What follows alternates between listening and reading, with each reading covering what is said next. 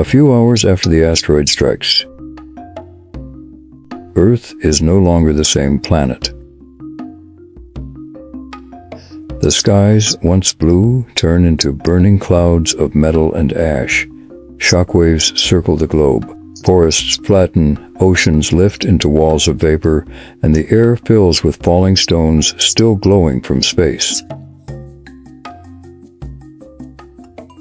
The temperature on the surface soars past 1,000 degrees. Nothing larger than a mouse survives out in the open. In every corner of the planet, firestorms rage for days, turning continents into a single sheet of flame. The oceans begin to boil. When it finally ends, silence follows. A silence the Earth hasn't heard in hundreds of millions of years. On land, the air tastes like sulfur and burnt carbon. In the forests that remain, nothing moves. No calls, no rustling, just smoke and silence, and the crackling of embers. Dust and soot from billions of burning trees climb into the upper atmosphere, blocking out the sun. For months, daylight disappears. The planet enters what scientists call a nuclear winter. Photosynthesis stops. Plants wither. Food chains collapse. The great age of the dinosaurs that lasts for more than 160 million years is over. But in the darkness, life does not vanish completely. Beneath the surface, in burrows and riverbeds, tiny creatures endure the cold.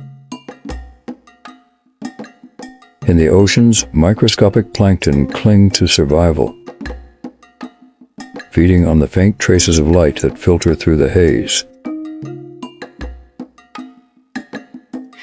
And from these survivors, the planet slowly begins to rebuild itself.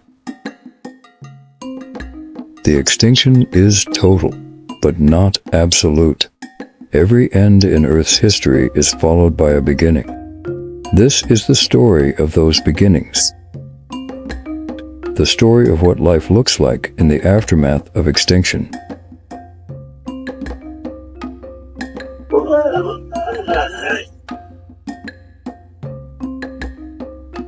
What happens after the world ends?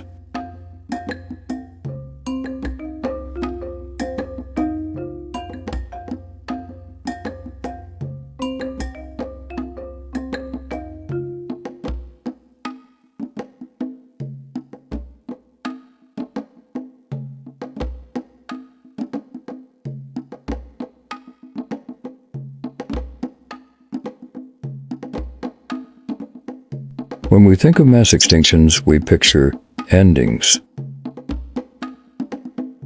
The asteroid, the eruptions, the sudden dark. But that's only half the story. The first year is just cold. Not the kind of cold you can dress for, the kind that settles into the ground and doesn't leave. Mornings that feel like evenings, evenings that never quite get dark because the sky's already gray. You lose track of time. The sun's up there somewhere, but you wouldn't know it. The air tastes metallic, burnt. There's a heaviness to it, like breathing in wet ash. When it rains, and it does constantly, the water stings. It eats through whatever's left of the leaves. Pools of it sit in the low places, murky and still, giving off a smell like old eggs. Nothing grows, or rather, nothing new grows. What's left from before just sits there, rotting in place. Trees that didn't burn stand bare and gray, their bark peeling in long strips. The ground is covered in a layer of fine black powder that gets into everything. You'd think it would be loud. Storms, wind, something. But it isn't. It's quiet in a way that feels wrong. No bird calls, no rustling in the undergrowth, just the occasional crack of a dead branch falling or the soft patter of toxic rain on dead leaves. The food chain isn't a chain anymore. It's more like a few scattered links lying in the dirt. Take the mammals. Most of them are about the size of your fist. They live in burrows now, deeper than they used to, lined with whatever they could drag down before everything went to hell. They're not picky eaters, can't afford to be. Beetle grubs, roots that taste like dirt, fungus growing on bark, one meal every few days if they're lucky. In the ruins of the forests, a few birds, the last of the dinosaurs, cling to existence, scavenging seeds buried in the ash. In the swamps, crocodiles wait in the mud, their bodies barely moving, their hearts beating once every few minutes. And deep beneath the ocean surface, far from the cold and chaos above, microbial life thrives near volcanic vents, feeding on minerals instead of sunlight. They don't know it, but these are the survivors, the line between extinction and renewal. Above them, the world continues to unravel. The rain that falls now is thick and corrosive. It eats through leaves, stone, even bone. It seeps into rivers, turning them acidic, washing away nutrients that once fed entire ecosystems. The oceans, too, suffer in silence. With no light to sustain plankton, the base of the marine food chain collapses. One by one, the great predators disappear. The world beneath the waves becomes as still as the one above.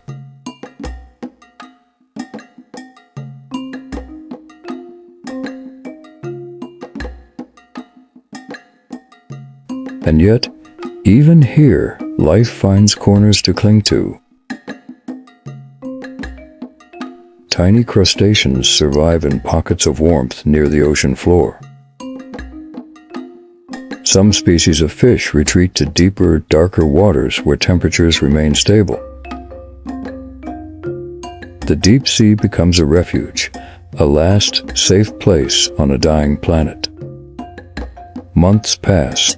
Seasons lose meaning. The planet is locked in a perpetual dusk. Ash drifts down in slow, endless curtains. What little sunlight breaks through is too weak to warm the air. But if you could look closely, beneath the dust, beneath the ice, you'd find movement. The faint tremor of roots pushing through ash, spores germinating on rotting wood, microscopic life returning to the surface, quietly reclaiming what's left. Because life doesn't surrender easily. It bends, it hides, it waits, but it never stops. And slowly, the earth begins to change again. The fires are long gone. The skies, though still gray, start to thin.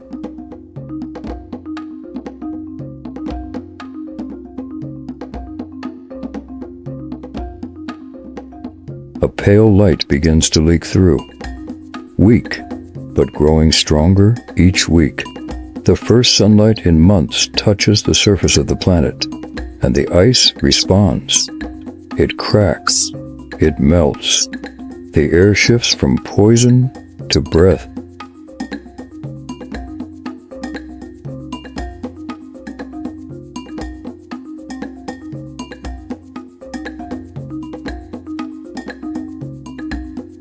For the first time since the impact, the planet exhales.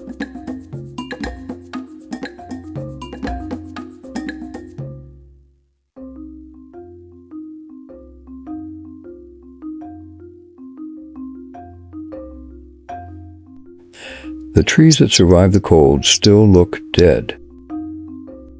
Their branches are brittle, their roots rotting under layers of soot. The soil has forgotten how to feed them. But in the cracks of that ruin, something new starts to appear. Ferns.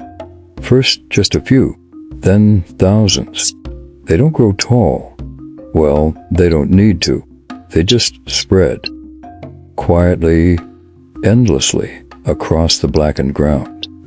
Scientists call it the fern spike, the signature of a world trying again.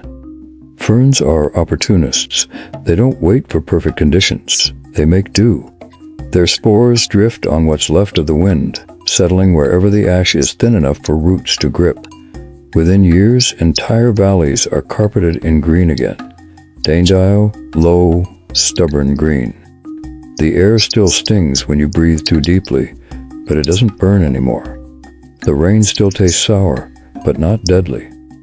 The world has moved from extinction into survival. And in that survival, the small things take over. Mammals, the size of rats, maybe smaller, venture above ground more often now. They dig through the soft ash for beetles and roots, for anything that smells like food. Their eyes are still wide and black, built for darkness. They live fast, sleep light, and never stray far from the safety of their burrows.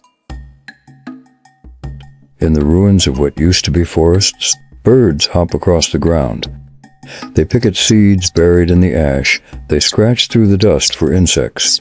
They don't look like rulers of anything, but they are descendants of giants, the dinosaurs that once dominated the skies.